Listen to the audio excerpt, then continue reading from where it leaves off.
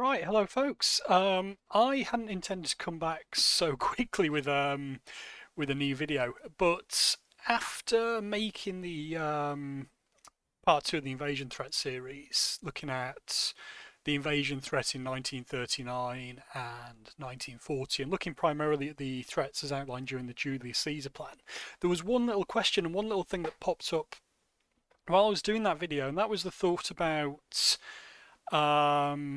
why the Julius Caesar plan had been drawn up so quickly. And that just stuck out in my mind, and I couldn't get it out of my head. So when things like this happen, I get these thoughts, and my brain just goes, "You need to look into this," and yeah, my brain goes silly, and yeah, it just tells me to look into these little questions that pop up because sometimes they're quite inconsequential, but this one really got me thinking about why the invasion threats had been ramped up from something that wasn't taken very seriously to something that was taken so seriously that the Julius Caesar plan was drawn up within the course of like a day or something. So yeah, in the previous video I mentioned about the Julius Caesar plan being drafted or been drawn up on the 27th of October 1939, and I think this was the slide I used. So this was from um, War Office File 166/1, which outlines, or part of it outlines the Julius Caesar plan. And there was this mention that the Commander-in-Chief of Home Forces was called upon to prepare immediate plans to meet an invasion on a large scale based on a course of enemy action which had been ruled out as unlikely.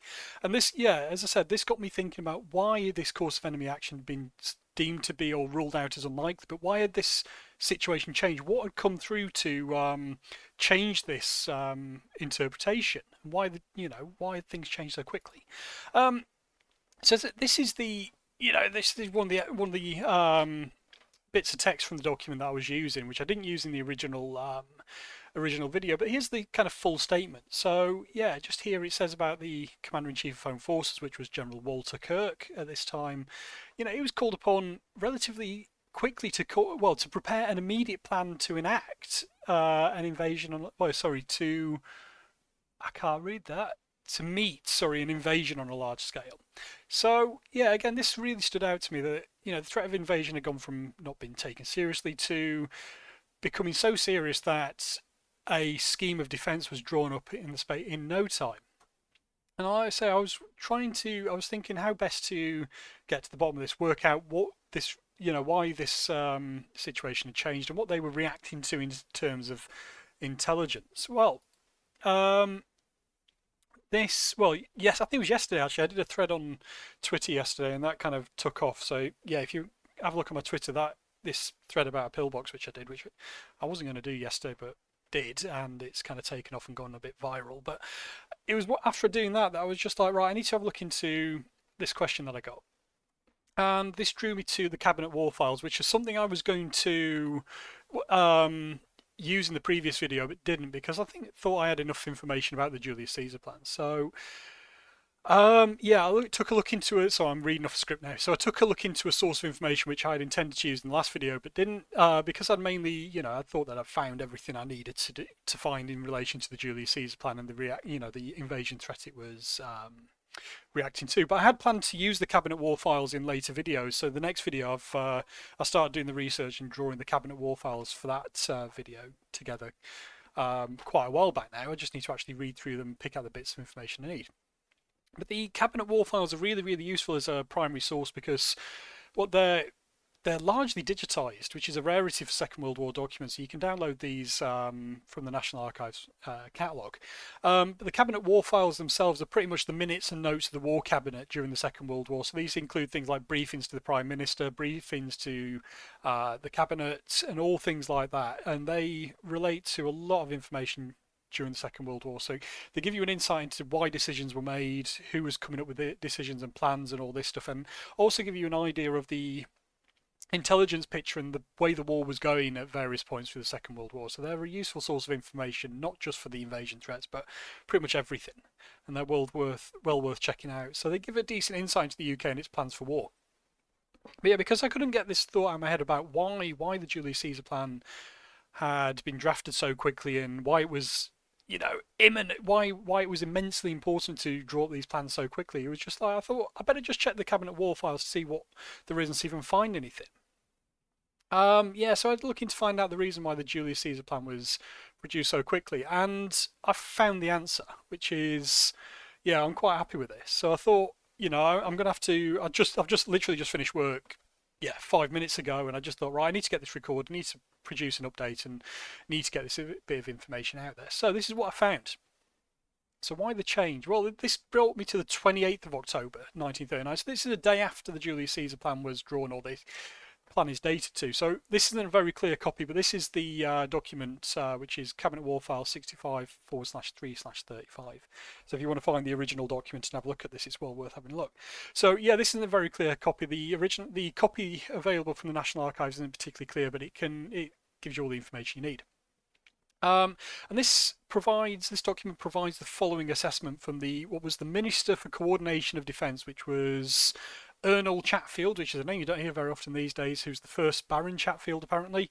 And he briefed that a telegram from Belgrade had been received that stated an attack on this country, that being Great Britain, in the form of the landing of a large force of parachute infantry to be backed up by a seaborne expedition, with the whole project being covered by the entire German Air Force, had been determined through the intelligence network. So yeah, this telegram from Belgrade was possibly or most likely from an intelligence source, and this provided this insight that an attack by Germany on the country was, I'm just going to say imminent, for want of a better word, and this was to be carried out by a large force of parachute troops and backed up by a seaborne expedition. So this briefing went on to state that the plan appeared somewhat fantastic, as in, unlikely, let's say, or, out of the realms of, somewhat unlikely. But the committee, so this was the Chiefs of Staff Committee most likely, had carefully considered that to what extent this invasion threat may be practicable. And it was the committee's conclusion that Germany had a number of aircraft equal to that mentioned in the telegram. And this was when all types of aircraft were considered. So this was seen as corroborating the intelligence information that had been received from Belgrade. Very, very interesting stuff. And why this telegram came from Belgrade, of all places, I don't know. But it's an interesting thing and sets the context for this. And it was further assessed by the committee that Germany possessed such parachute infantry to undertake such an operation. And these parachute infantry, according to the document, had carried out operations in Czechoslovakia and Poland. And also, kind of alongside this, the execution of such a plan had actually been studied in 1937 by the Joint Planning Subcommittee. In 1937, interestingly enough, the Joint Planning Subcommittee had deemed this plan to be unlikely due to the strength of the Royal Navy and their strength at sea at the time. But since 1937, the development of aerial warfare had changed the Royal Navy's position in the North Sea, making this potential invasion supported by the full might of the Luftwaffe to be quite likely. So it was also determined that as such, a large fleet of enemy transports sailing in convoy, this is my notes paraphrasing what was said, but sailing in convoy under an umbrella of heavy air cover may be judged to be a promising venture by the enemy and something that they would like to undertake early on in the war to essentially try and knock Britain out of the war immediately. So that is the explanation why the Julius Caesar plan was drawn up so quickly. So the day before this briefing was carried out for the War Cabinet, they clearly received this intelligence, a day or two before, and passed it on to Walter Kirk, who was given the task of drawing up this counter to this invasion threat based on this intelligence that had come from Belgrade. So, oh yeah, and here's the what the committee, based on this information, had put together as a potential plan for invasion. So they mentioned things like, as I mentioned in the previous video, that an invasion on a beach could only be attempted at this time of year on a calm day. So this is winter 1939, and it was surmised that the enemy would only attempt to land on a beach if the weather was would facilitate such and was a calm day. And it also mentions here as well that the committee had surmised that heavy and sustained air offensive would take place against the Air Force and the fleet, that being the home fleet up in Scapa Flow or elsewhere. A landing by parachutists would attempt to seize a port, and the launching of a seaborne expedition to complete the work begun by the parachute infantry would undertake. So this is exactly what was outlined in the Julius Caesar plan as the threat of invasion, which is really interesting. So we're seeing this information coming through. No, in fact, what we're seeing here is the intelligence picture, and then we're seeing the reaction to that intelligence picture based on the military's assessment of that threat and their understanding or belief of how, or not belief, I can't think of the words, it's been a long day. Their interpretation of how this invasion threat could formulate and come to being. So yeah, it gives you a really, really nice insight into this. It was also surmised by the committee as a result of this that it would be unwise to ignore the possibility of invasion, but the threat should not interfere with the preparation of the army to be deployed on active duty. So it was determined that, you know, they'd be very stupid to ignore this threat and ignore the intelligence, and should prepare to meet this invasion threat, but such preparation should not interfere with the preparation and the training of the army to be deployed on active duty, that being the deployment of the British Expeditionary Forces to France, for example. So yeah, there we have it. So to kind of summarise, the intelligence received from Belgrade pointed to an invasion being imminent, and as a result of this, the Julius Caesar plan was drafted immediately by Walter Kirk to counter this threat.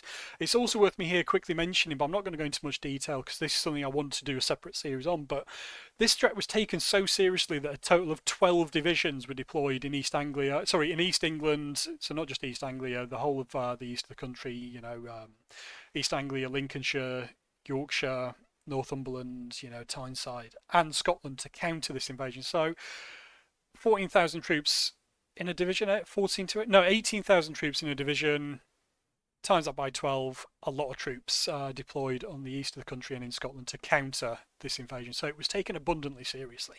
But as I say, this is something I'm going to cover in a future video. But yeah, anyway, and just to kind of finish off, in the previous video I forgot to mention my mate Peter Hibbs, who provided me with the documents on the Julius Caesar plan. So I'd just like to, you know, give a quick shout out to Peter. Please do check out his website. So Peter was one of, you know, one of the kind of people that inspired me to start looking at the documentary record, and he's done some amazing research looking at, I'm going to get this wrong, East Sussex. East Sussex in terms of the anti-invasion defences, and he is, you know, the premier documentary person who's, you know, he's just done so much amazing research and yeah, done some amazing stuff. So please do follow Peter on Twitter. I can't remember his Twitter handle. I think it's Sussex Pillbox. But please do go to his website, which is www.pillbox.org.uk. And yeah, big thank yous to Pete for, you know, providing me with the documents which have allowed me to do this video. And like I say, if it wasn't for that, I wouldn't have decided to look into the Cabinet War files and do this entire series. So yeah, that's just a very, very, well, it was meant to be a quick follow-up. I'm very excited about finding this, and I thought it's best to just get the information out there. So just to kind of finish off, as always, you can help fund my research via Patreon, so if you do, please do check that out. And if you like the content that I'm doing, you can also provide a donation via Ko-Fi.